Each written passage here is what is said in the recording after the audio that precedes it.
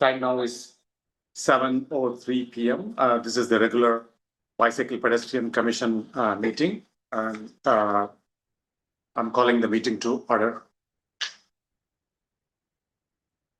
And David, can you help us with the roll call? Yes, Chair Ganga, Yes. Vice Chair Eshelbeck, Here. Commissioner Matipala, Yes. Commissioner Marcy, Commissioner Wolf. We have a quorum, Chair, with Commissioners Marcy and Wolf absent.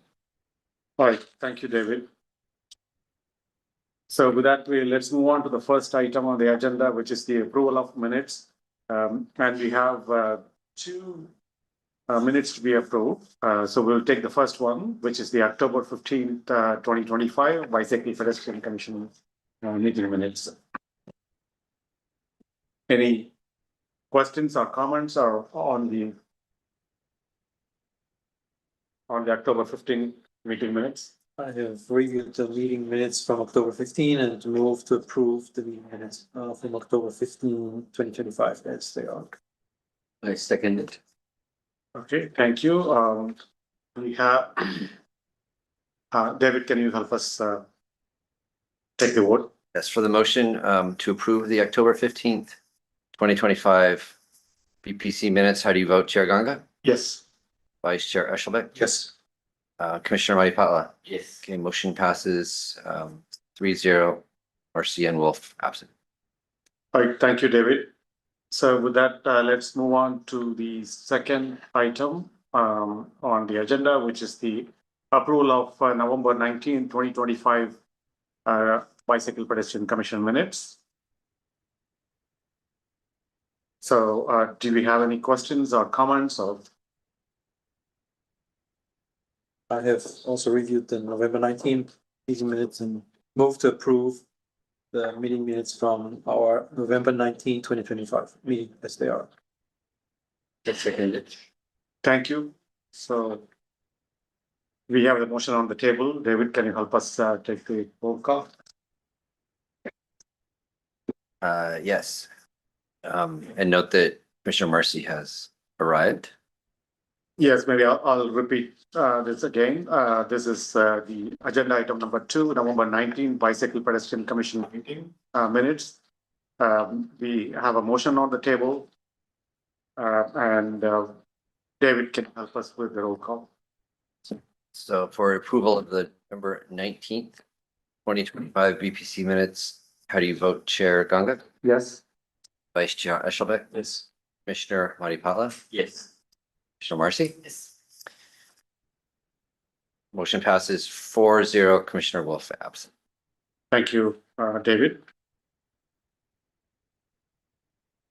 So with that, let's move on to the next item. Do we have any postponements? No. Thank you. So with that, we move on to the oral communications. This part of the meeting is for the public to address the commission on matters that are not on the agenda. Do we have any speaker cards or anyone? Have one speaker on Zoom, Chair. Okay, yes. So the speakers get 3 minutes to speak. Please go ahead. Okay. Welcome, Sandro. Yes, good evening, Chair Ganga and Commissioners. I'd like you to ask staff as to the details of who has liability insurance on the Memorial Park bike rack and the other bike racks installed on city property. There has come out a PRR on staff communication that showed that a member of the public was putting undue influence on staff to see if the liability insurance is not going to be placed on that body that was sponsoring the bike racks.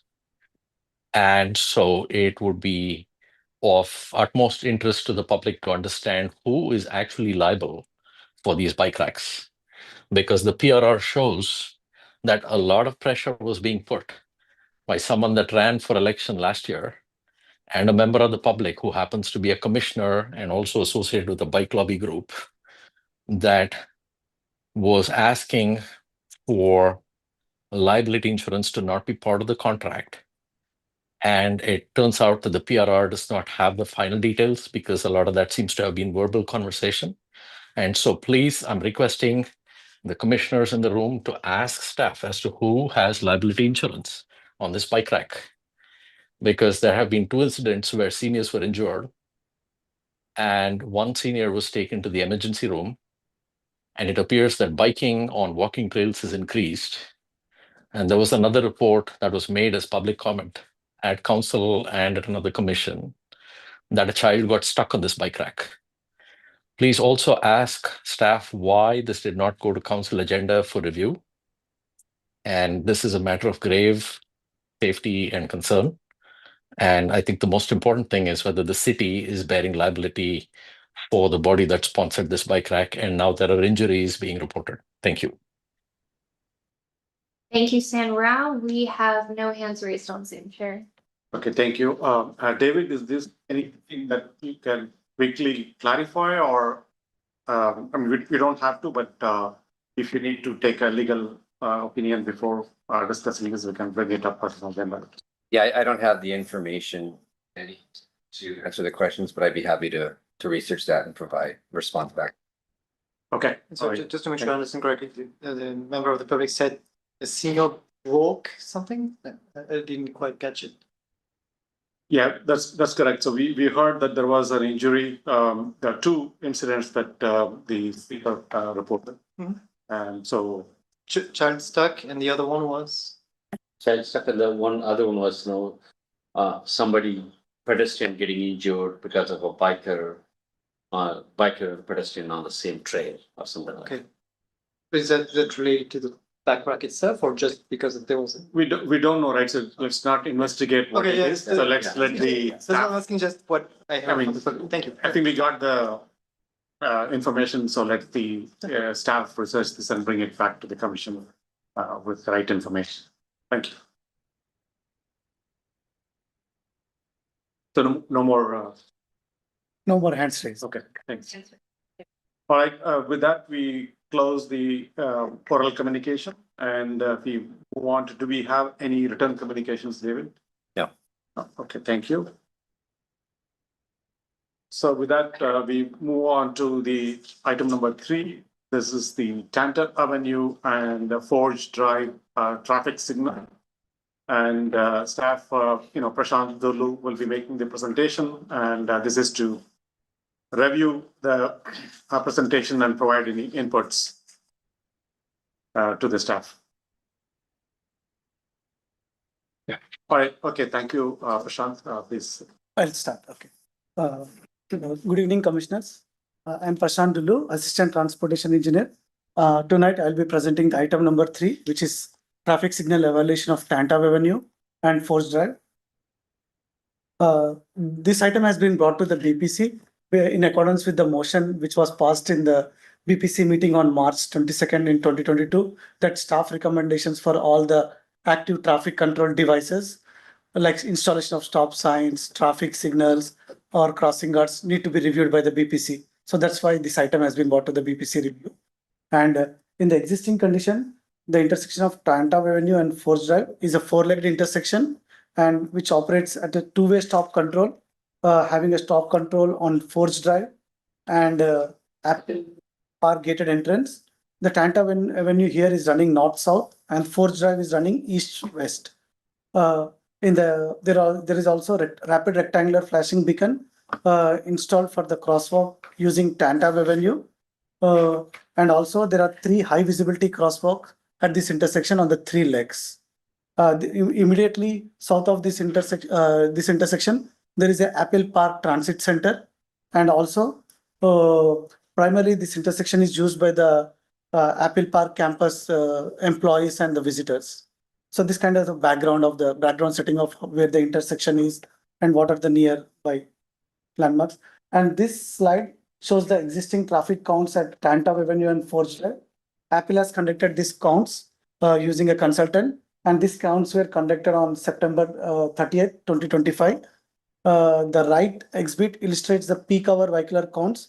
The AM counts are in black color, and the midday counts are in blue color, and PM counts are in red color. And this exhibit illustrates the number of bicycles passing through the intersection. In the AM peak hour, there were 55 bicycles passing through the intersection and 13 in the midday and 16 in the PM. And this exhibit is kind of a critical where it shows the peak hour pedestrian counts. You can clearly see that there were around 748 pedestrians crossing Tanta Avenue where the rapid rectangular flashing beacon is installed. So there is a high significant amount of pedestrians using this intersection. And in the AM peak hour, there are 115 pedestrians crossing Tanta Avenue. And in the PM peak hour, there are 137 pedestrians crossing Tantan Avenue where the RRFB is installed. And also the observed 85th percentile speed on Tanta Avenue is in northbound direction is 30 miles per hour and in southbound direction is 28 miles per hour. The posted speed limit on Tanta Avenue is 25 miles per hour. So, and this bottom table shows the 24-hour counts, which is the average daily traffic on Tanta Avenue between Homestead Road and Forge Drive. There were about 310 motorcycle passing through the intersection, basically we can say, and 9,000 passenger cars and multi-axle vehicles passing through the intersection, and there were around 274 buses. So which is a kind of a significant amount of buses passing through the intersection, totaling around 9,620. This is like more gives information about the counts, what's happening at the intersection. And general observation of what is happening at the intersection. Like it is observed that high pedestrian volumes are causing delays for the motorists, especially on the Tanta Avenue. And pedestrians are continuing to cross even after the RRFB stops flashing, which is kind of creating operational conflicts and safety risk for both pedestrians and the drivers. And pedestrian crossings are occurring with or without RRFB activation. They're just crossing. People think that the cars will stop for them, yield for them. So it's kind of creating a conflicts between pedestrian and cars.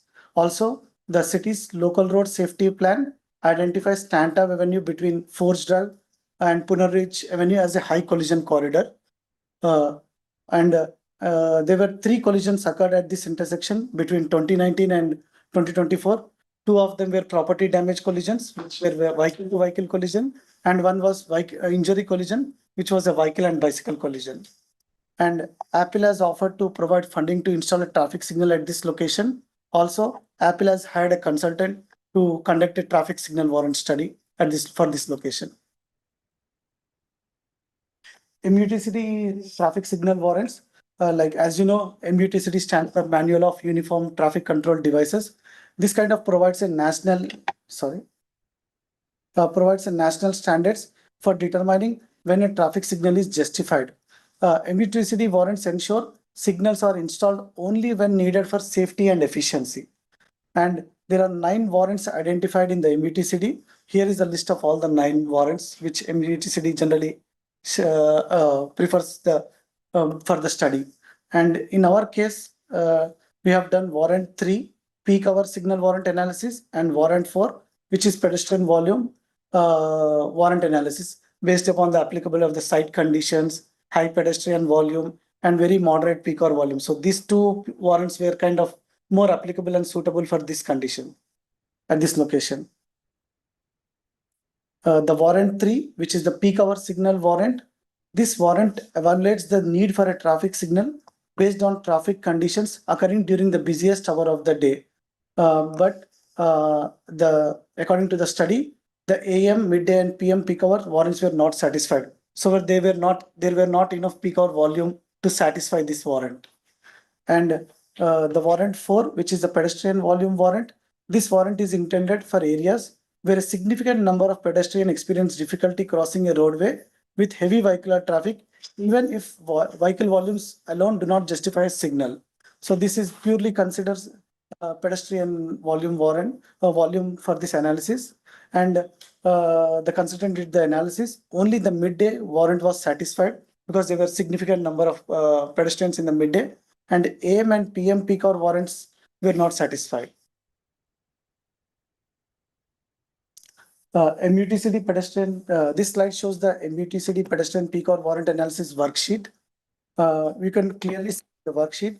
On the x-axis, this considers major street volume for the total of both approaches. In our case, Tanta Avenue was a major street. And on the y-axis, it considers the total of all pedestrians crossing major street per hour.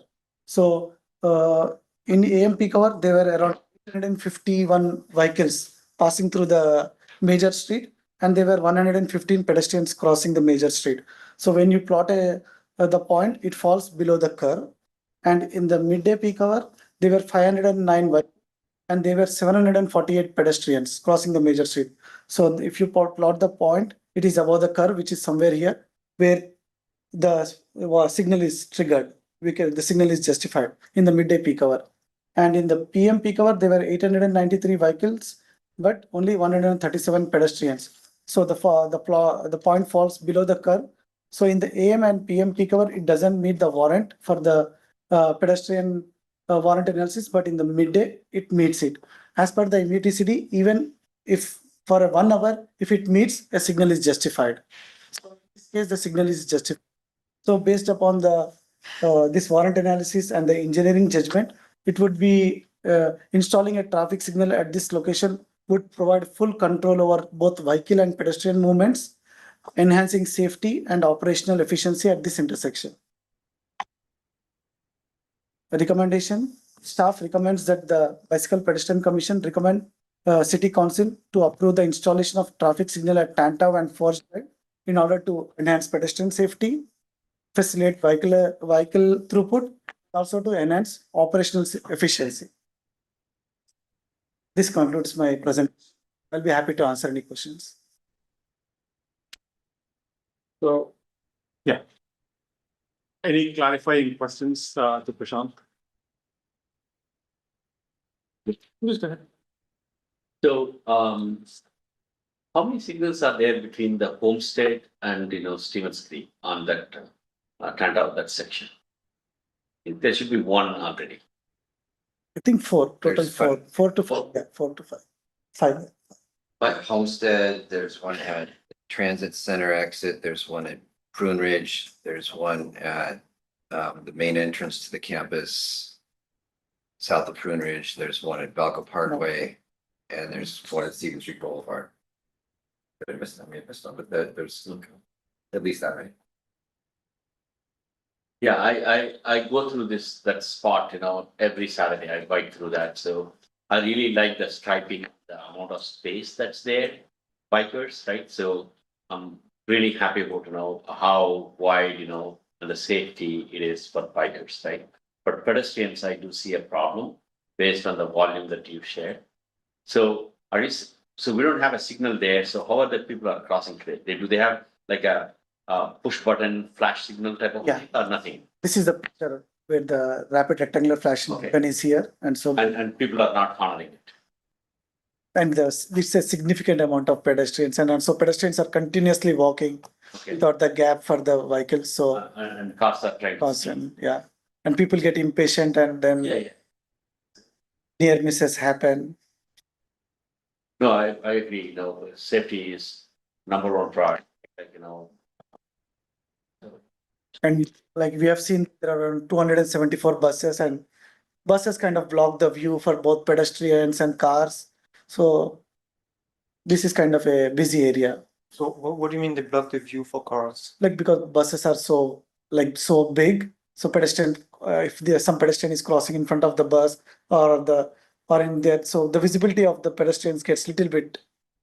Cars behind the bus cannot see the pedestrians or what? We can, I would say even the bus driver, if he's walking, if a pedestrian is walking, the visibility of the driver to the pedestrian, he has to little bit more keen and more observant. So I feel like there would be chances of near misses. And would the light situation, would that be only on this one leg of the intersection, Right. or would this be like all four? All, it will be a complete full signal. What is that gonna do to car traffic? Is that gonna be like slowing it down rapidly or? It will be like a protected, like whenever they push the pedestrian phase, all the cars will stop and the pedestrians will walk across it. And whenever there is a green for the vehicle, they will pass it and the pedestrians has to stop. So it's kind of equal. Probably even make a case that it actually improves also the car throughput because the pedestrians are really, they have a red. They are not like in this case right now continuously walking there. It will improve the facilitate vehicle throughput. Yeah. It'll allow kind of like the advantage of having a crossing. They can pool the Yeah. pedestrians, Yes. have them all walk as a group, so that leaves gaps for cars. This would do the same. So, any more questions? I can, okay, so, or. Okay, so I'll ask my question and then go for the second round. So. Are these, like you mentioned about the midday distribution, right? The pedestrians crossing. Are they all, I mean, both sides of this road? I think these Apple campuses, right? Yes. So which means that their workers are crossing in between. Yes. Right? Mostly They're going from building to building employees, yeah. as part of work, right? So is it all concentrated during a certain hour, or do you have hourly numbers for that, or are you having, it's a distributed number? Because you are just lumping, peak hour is more restricted to an hour or so, right? So, We have only traffic counts for that AM 2 hours peak and midday 2 hours peak and PM peak. In that 2 hours, they select the one peak hour. So we have like, yeah, because peak hour is less, because I'm assuming that people are just getting to work and they're not necessarily crossing, maybe, right? other than this peak hour, there would be a lot of other pedestrians in outside the peak hour. Uh-huh. We don't have exactly all 20 You don't have the hours. because it shows that the numbers are above that thing if you're aggregating all the pedestrian traffic, but if you distribute it over a period of 8 hours or so, Yeah, I agree. then would that still fall within that curve, or is it going to be lower than that? I feel like in the midday, like if this midday, suppose if 7:48 is from between 1 to 2, maybe there would be a good significant amount of between 12 to 1 and after 2 to 3, there would be like maybe 500. I mean, I'm just assuming, but they I don't have the data, basically. Yeah, I don't have the. The warrant is specific, that it looks at peak hours from the morning to midday and the afternoon. So the 7:48 represents that peak Yeah, hour Peak hour. One. within the 2 hour window of which the accounts were taken. So it's very specific in terms of what number you're supposed to use to address the warrant, and that's what was used. So the 7:48 isn't a consolidation of 4 hours, so that we can satisfy the peak hour for directional zone. Yeah, if you go back to that, there's a graph that you showed, right?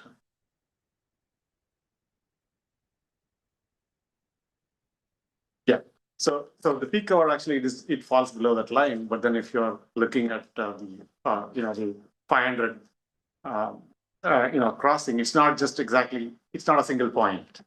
Oh, so generally for this worksheet, Uh-huh. we'll just see for 1 hour, that particular 1 hour, Uh-huh. where the point is above the curve or below the curve. If it is above the curve, then the signal is warranted. If it is below the curve, it is not warranted. So is it like you're saying that within an hour, there's 748 people crossed? Yes, yeah. Okay. There is, the blue star is now off the chart. Sure, I agree. So that's one. That was my Yeah, question. that's not That's putting not 3 hours together. It's 1 hour. 7. Yeah, one single hour. You know what time it is? Probably lunchtime. Yeah, that's right. Yeah, it's probably lunchtime. Lunchtime. Yeah, we have Okay. the Wow. information. I see. Okay. Single back, maybe. But exactly, but it's the lunch hour only. Okay. Okay, sounds good. So anyway, so let you answer the question, ask additional questions.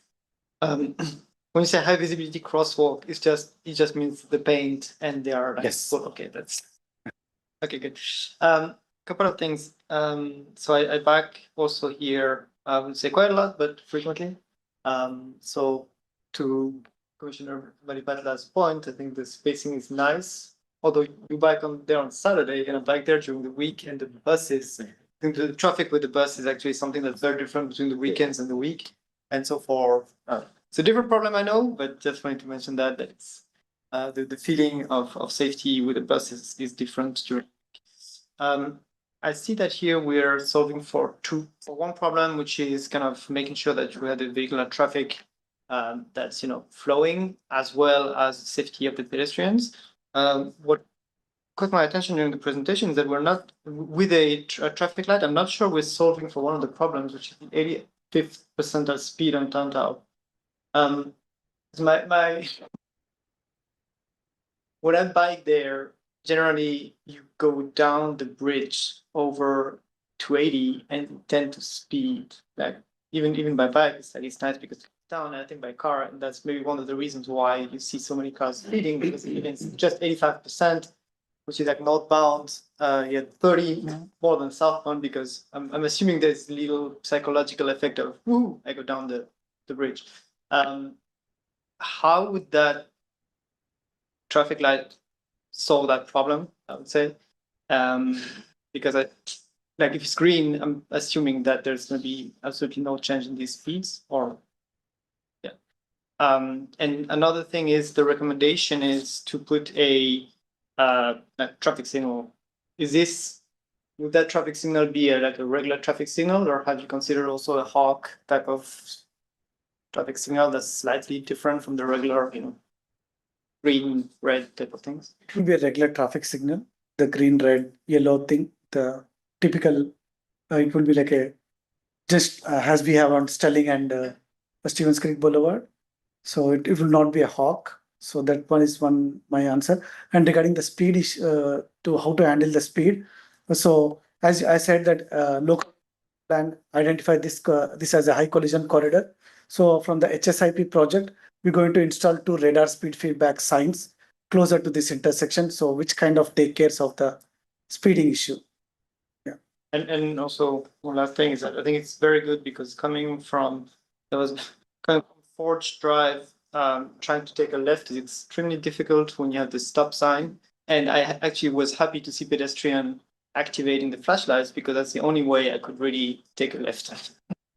Southbound. So I think that solves also a bunch of problems, including for cyclists and other road drivers. Thank you. Okay, thank you. And do we have any public speakers?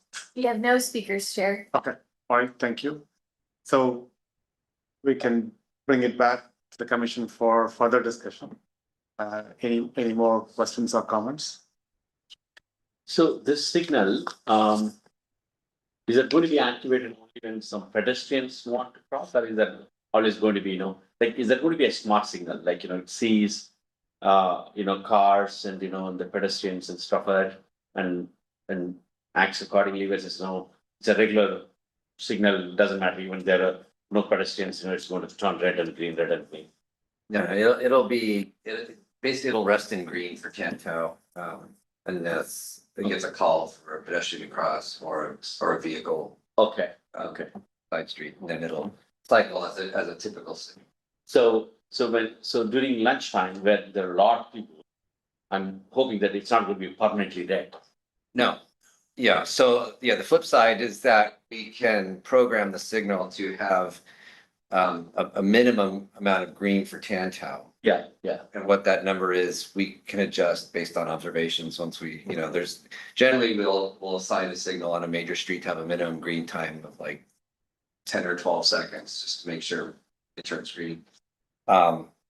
That tends to be, if we do that and it's a problem, we still see it cycling too much, we can have a longer minimum green. But yes, all of that can be programmed, so make sure that the cars, we keep the throughput of the cars. Yes. While at the same time not making the pedestrians wait too long, so they start to jaywalk or cross against the red, and then defeats the purpose of having the traffic. So the timing can be adjusted based on time of day, because it looks like the Yes. vehicles on the off hours in the 2 are more, while in the midday, the pedestrians. So I think this would actually. We can have as many different timing plans as we want. We can- Different traffic We can conditions. make a pedestrian friendly signal. Yeah, we can. There's a lot It of can be different technology in the now. morning, in the midday, in the evening, on the weekends, however we feel it's necessary to keep things moving more efficiently.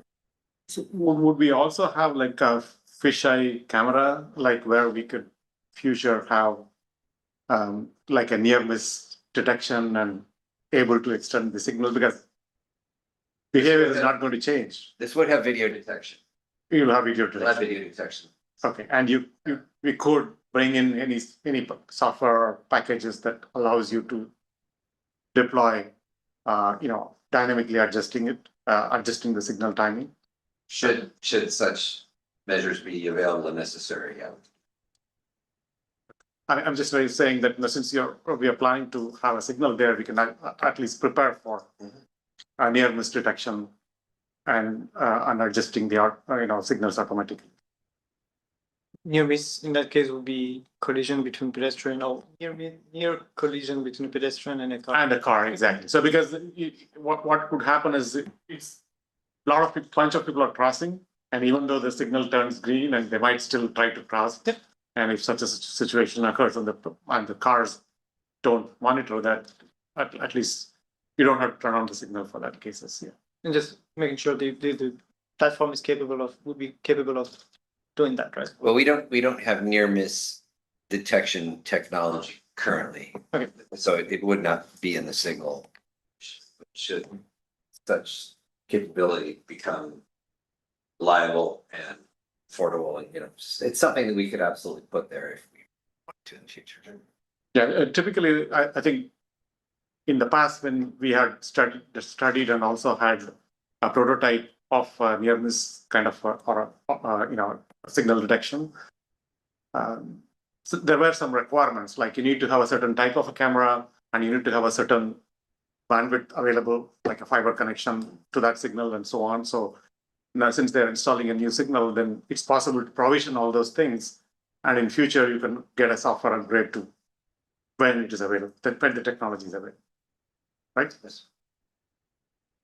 Thank you. Thank you. So just for my understanding, right, so the signal would be always green to facilitating the traffic flow.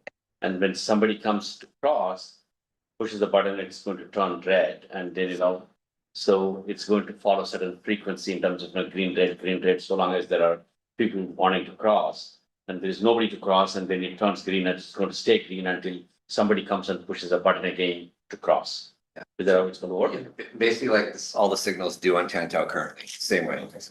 The Forge and the other will also will be having a green for them whenever there is a traffic. So it's like a four-legged intersection, typical four-legged intersection with a pedestrian crossings.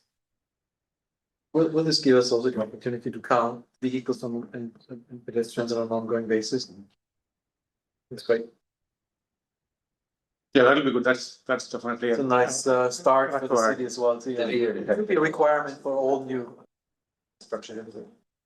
I think David, whatever we are updating now, we are trying to get that grid smart, where we can count the pedestrians, bicycles, pedestrian, bicycle, cars as well. as much as we can. As much as right. One quick question back to the technical solution.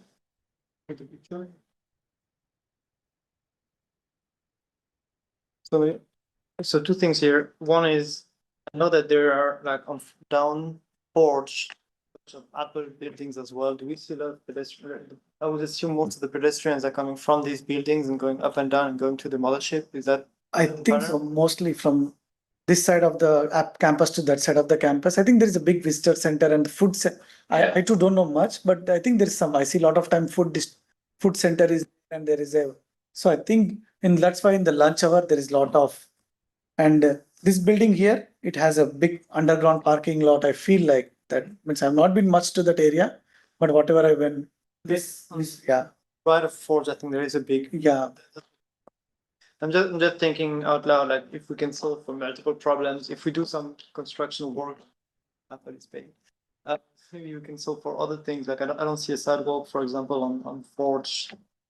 Maybe something to think about. And another It's private road. it's private. We have no jurisdiction over Forge. It's a private road. And the next question would be, if you see here on the exit, talking back to the parking, if cars would want to exit this parking lot here, and if the traffic light is red, like is there not a potential for conflict here? If, for example, people are trying to get out of the parking and then maybe like, stay on the bike lane or something like this, how do you want to? Basically, the people coming out of the driveway, they have to yield for both pedestrians and the cars going out. It's just basically, it would be like just like a driveway gas station. very close to the intersection. Like the gas station driveways, which are very clear, even for the Stevens Creek Boulevard and Dianza. We have, You don't foresee any we, conflict there? means, we kind Just of, thinking out loud. yeah.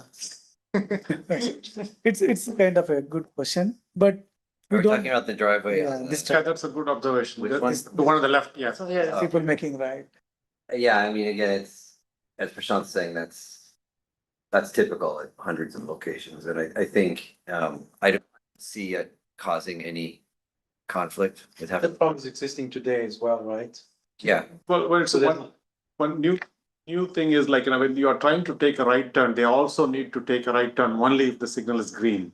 Otherwise, they'll be blocking that intersection, right? Right. So which is a new problem, But today there's the flashing beacon is also here already, which is true. but you only have to look for the pedestrian. Yeah, exactly. Fair enough. Yeah, would Apple provide other path directly to the Forge Drive so that you don't have this issue? Do they have alternate ways? I think they have one driveway on Forge Uh-huh. accessing this building, but it's up to Apple when it's. Maybe you should seriously think about this and have a discussion with them on that intersection. Actually, it's too close to the signal. yeah, again, this is not an unusual situation, and I think Like in it's, staff's opinion, the safety and operational benefits of having the signal would outweigh any additional delays for cars that might need to turn right out of the parking lot. No, the question is not about whether to have the signal or not. The question is, can we avoid that driveway? The reason is like, typically we see this in similarly gas stations, but the number of cars in and out of the gas stations might be less compared to the number of cars that are accessing the parking lot. Especially during the peak hours, they'll be trying to get out of the place. So since you have a signalized intersection, there's a possibility to see if they can block that. And if they already have, Apple has already access to Forge Drive, why can't they let their cars, enter and exit through Forge Drive as opposed to directly getting onto Tanto? agree, maybe we can. Yeah, we can bring that up. Pick it up and then see what they will. Yeah, I see though that it wouldn't make the existing problem any worse, because if cars are blocking the driveway for a red light, they would also be blocking the driveway because the pedestrians crossing if we don't have the traffic signal. So either way, there's a reason why the car stopped on Tanto. Whether it's Right, because the future red light would only be triggered by. when there's a human. pedestrian crossing. And So, the current case, that's the same issue, that the Exactly. pedestrian would push the button. right. So I So we're agree, it's probably not gonna. Backup on Tanto. It's We're not creating any. It's I slightly, see we're creating less slightly because worse. when we keep the signal green. As to, like Mooney's question, we can hold a green for 20, 30 seconds, whatever we decide is appropriate. That's time when Tanto is clear to make a right turn, which now I think it would be more challenging because the pedestrians would just be crossing whenever they want to. So I don't see it being an issue. I see it 6.5 it is on the other. The people exiting the driveway has to be just stop and wait for their gaps. Do we have data for how many cars enter and exit? That maybe we can ask the consultant for that data as well. Can check. Are we worried about the cars coming from the Port Drive or from the No. Apple Park? No, from the left, not from the Apple Park. This one. This that one. one, yeah. Yeah, because there's a parking lot here. I don't know how large the parking lot is, how many cars are going in and out. Yeah. But it's like an existing thing, so we are not creating any new thing. But at least with the signal, we are clearing the traffic and maybe they will get more gaps. And how about the pedestrian crossing across the Forge Drive? There are two places, right? One at the, and that's going to still, Yes, that's going to be still there and it's going to be like whenever there is a green for the Tata Avenue, uh-huh. crossings will be activated if there is a. So you're going to have signals Yes.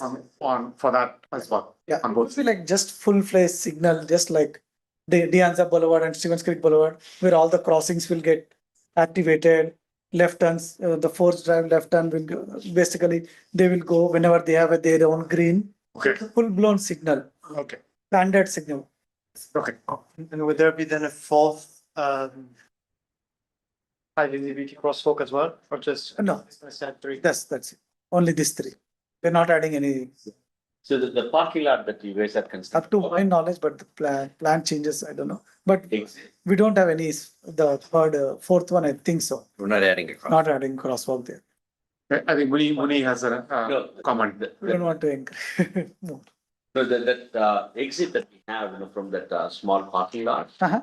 that one seems like, it's for that building and it has, exits the Forge Drive and, everywhere. So There's another exit on Yeah. Forge and Yeah, then there's you also put on another exit on Tantow. there are exits everywhere. There are. So if that's, a busy one, people, the cars exiting that will probably avoid and take the other ones, Right. right? Because it's around the building.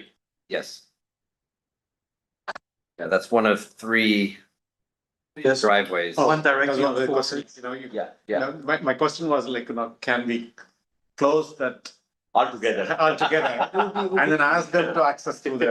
It would actually be cleaner. Apple, I don't think so. Apple will Yeah. agree for it. We don't have, the city can't close. A city can, I mean, this is. We can ask. Yeah, exactly, because it is the same, because they are exiting the pedestrian Their building. walkway. Yeah, it's their building. It may be worth to have a discussion about it, but I wouldn't force it. Force, Yeah. So Seems- there is an exit here, there's an exit here Yeah, from the parking. yeah. It's a big market, Multiple it's not a exits. small one though, yeah. Okay, Whenever you guys are ready to make the motion, we can make the motion. so why is it, I mean, we don't necessarily bring all the signalized intersections to the council? Is there a specific reason why you have to bring this to the council?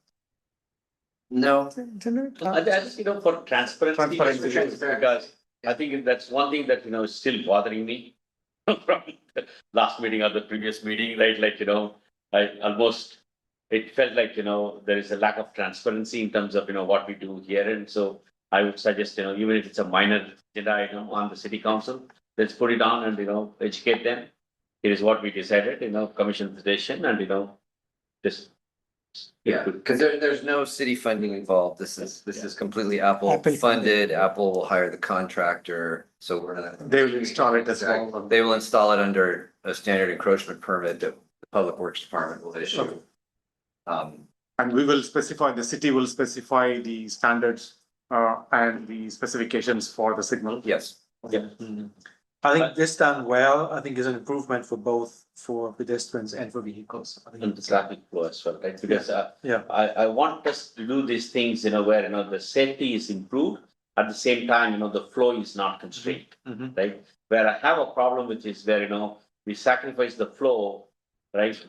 That, I think, because we have an obligation to serve the entire community, like, transportation, right? Like, the cars and everything. So we should make life easier for every constituent, right? I think this addresses both, all right, both, so that's a good thing. And there's anything else that you have to do for the, I mean, already you have a bicycle class 2 lanes on either side, right? So there's no there's no additional like bicycle improvements being improvements that are proposed. needed. We've already got a buffered bike We'll- lane on both sides. We'll maintain the same. Yeah, it's gonna be the same striping. Okay. Okay, so since it's going to the I mean, one thing is like, it's going to the council and they will also ask the same questions that we have asked. So it's good for you to, get prepared for the data, including that other one for the additional entryway and extreme, and then. We will likely put this on consent. They may pull it, want to discuss it, but Yeah, it's up to there's them not if a they need for them to discuss it unless they want to. Okay, We'll provide all the information to staff. okay, sounds good. Okay, so any more discussion? If not, then, I request for a motion to make the recommendation to the council.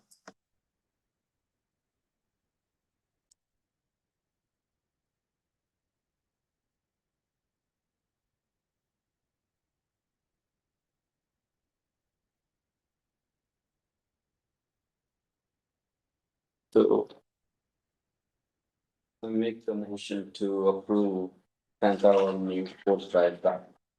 Signal, to the staff.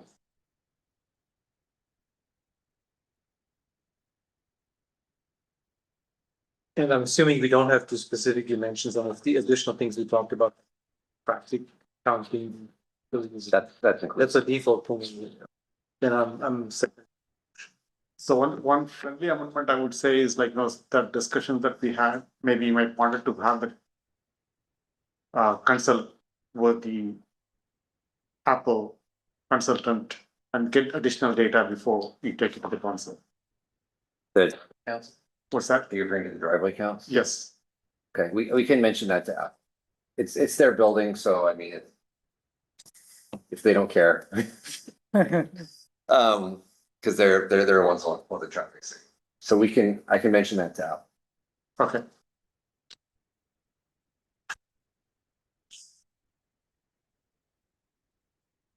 Somebody, I think you proposed the motion, can you please read the wording and then you're fine with that? And motion is Shilbert. So what is the friendly amendment, like, include, traffic counts? Additional traffic counts at the driveway, but we can, You I will can take care of ask that. Apple, I don't know that, I mean, they're not needed for anything other than Apple's information, Okay. so I don't know. that we would have- Okay, sounds good. I would draw that request, but you can, independent of the motion, you can request for the Yes. data. Yeah. Yeah, it's exactly as we intended. Okay, so, for the motion on the screen, how do you vote, Chair Ganga? Yes. Vice Chair Eshelman? Yes. Commissioner Maripala? Yes. Commissioner Marcy? Motion passes 4-0.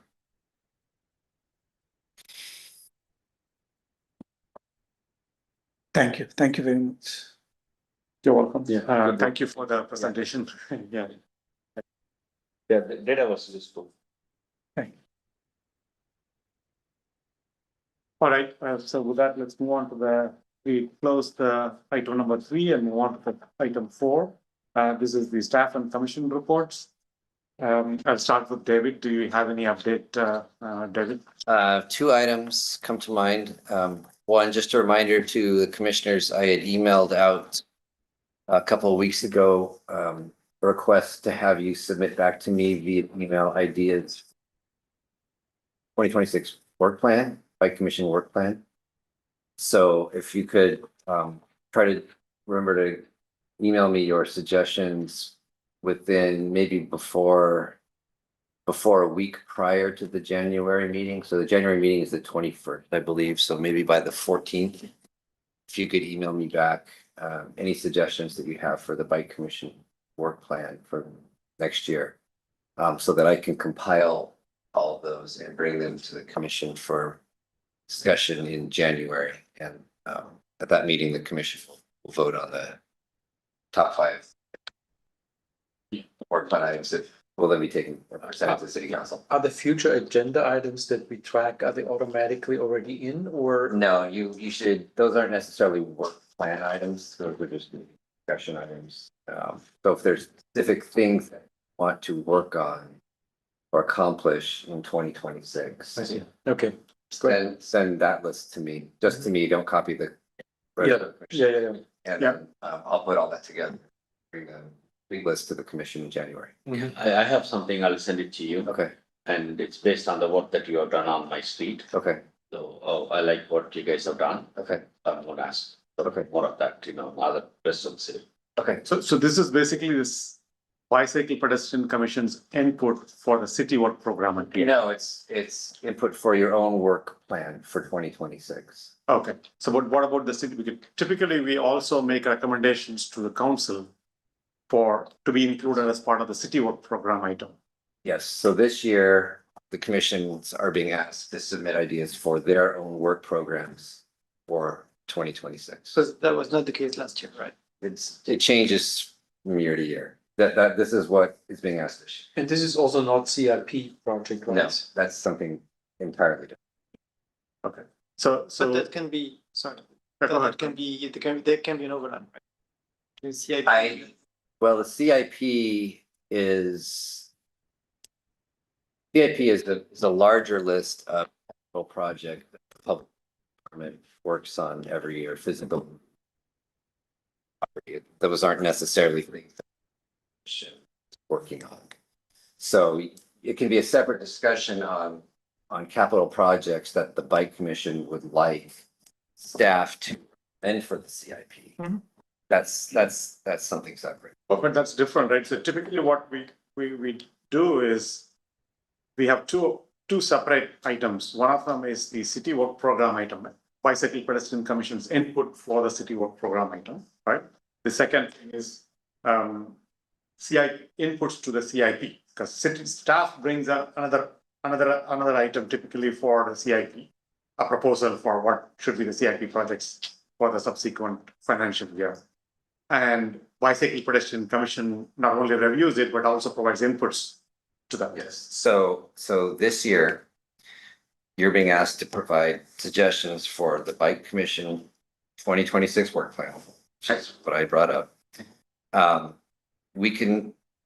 As a separate item, we can bring to you our CIP proposals for next year as well.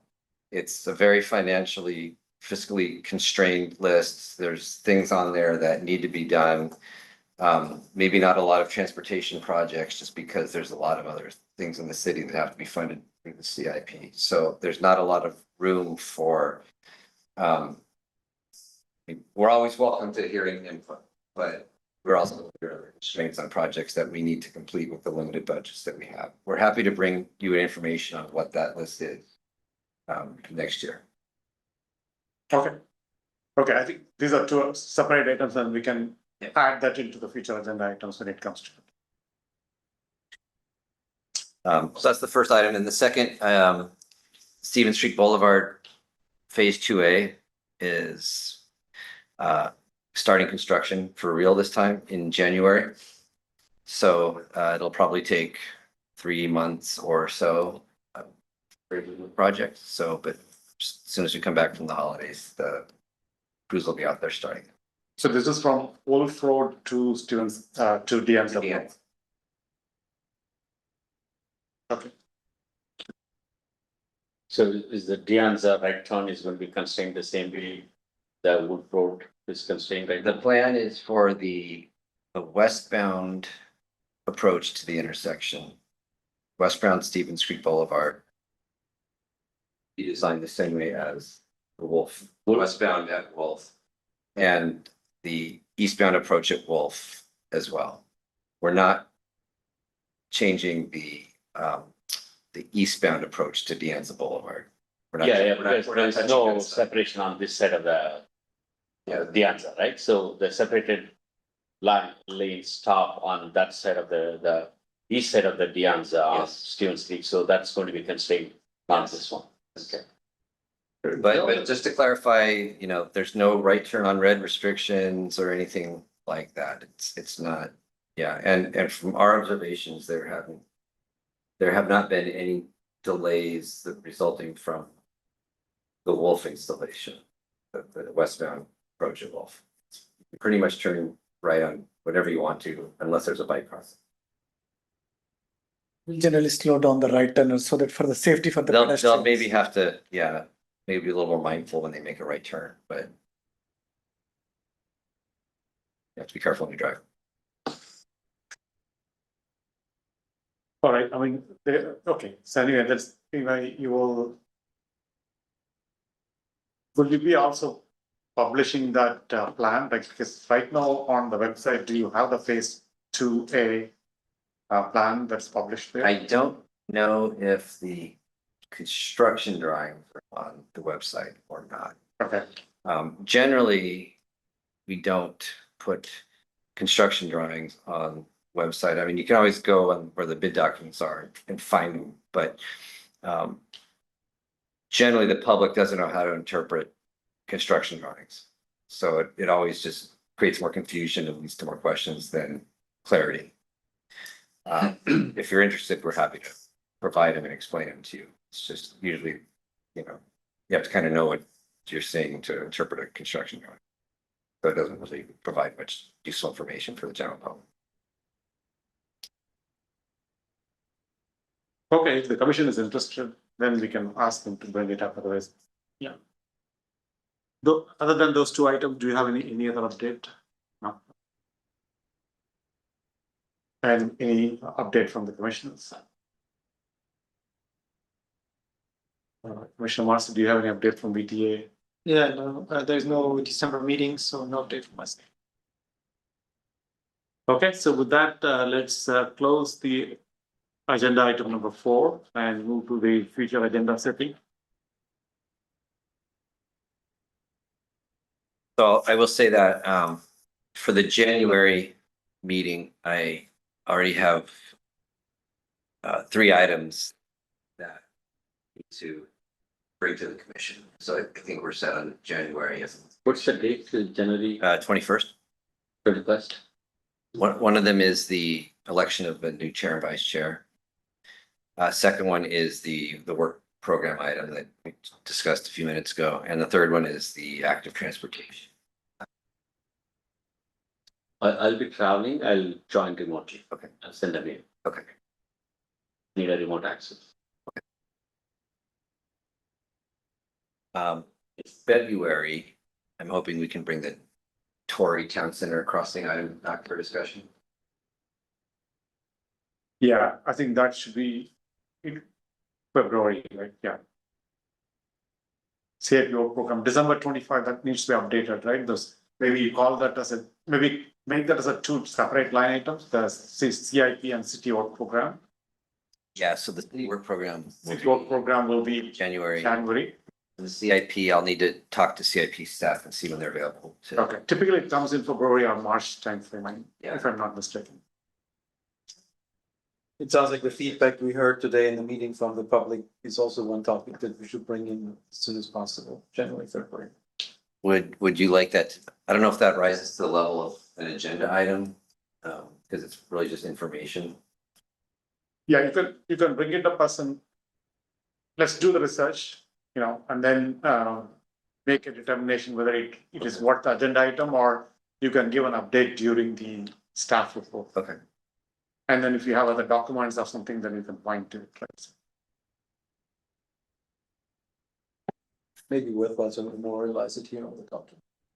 Yeah, maybe we can put it at the other items, right? That you have at the end, there's the miscellaneous items. Yeah. Which one you want to have? The issue that. By right feedback. Bike rack feedback? Safety, bike rack, feedback and safety.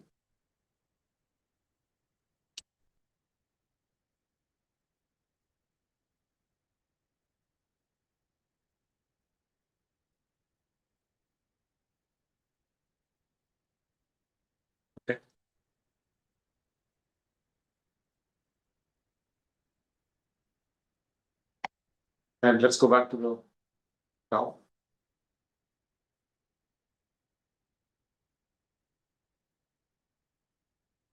So there will be another CIP, you already have it, right? So okay. You can just put it as like a February or March, so that way.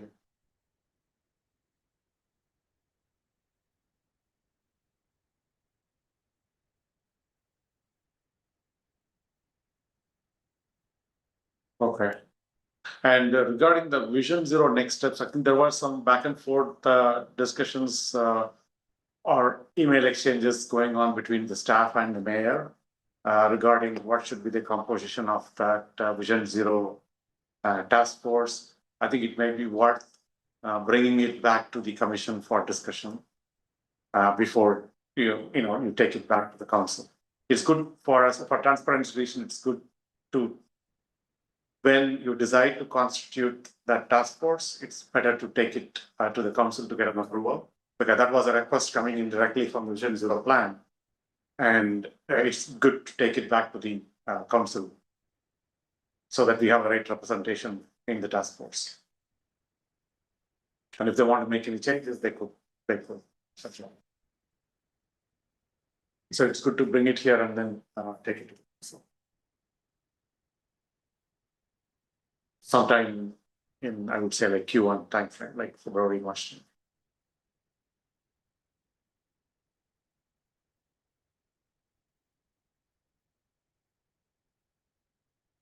Okay. On the second item, discuss how I thought that we already had that discussion in the past, right? Discuss how the city We did, together yes. use data.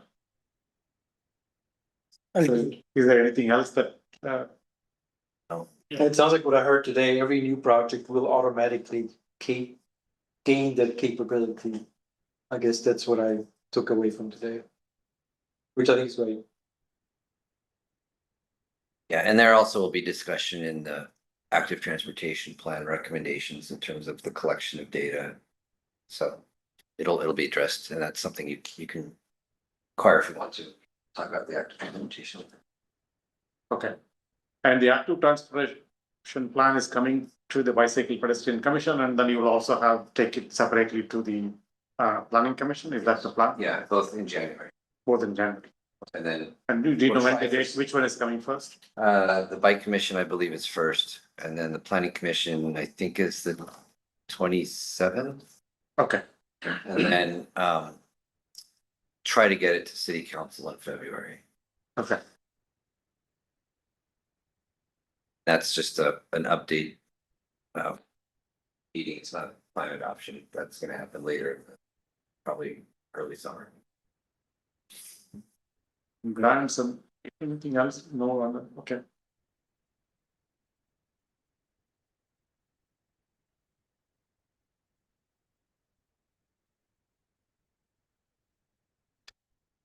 Anything else on there? Any other inputs on the additional agenda, additional items there? Can is the update on CIP? Speaking of Tanyan Inu, any update on this one? I don't have an update other than I believe the design is now, we will be able to proceed. The design constraints / concerns have been worked out. Water district apps. So there aren't any design hurdles left for the eastern segment, so we're moving forward on that. There's still permitting that needs to happen through the resource agencies and whatnot. There's still work to be done, but I think the bigger. I don't have any more information than that or a schedule, but I can try to pull it together. Sure, yeah. Okay, so I don't have any further inputs, and if the commission doesn't have any more inputs, then we can conclude this agenda item.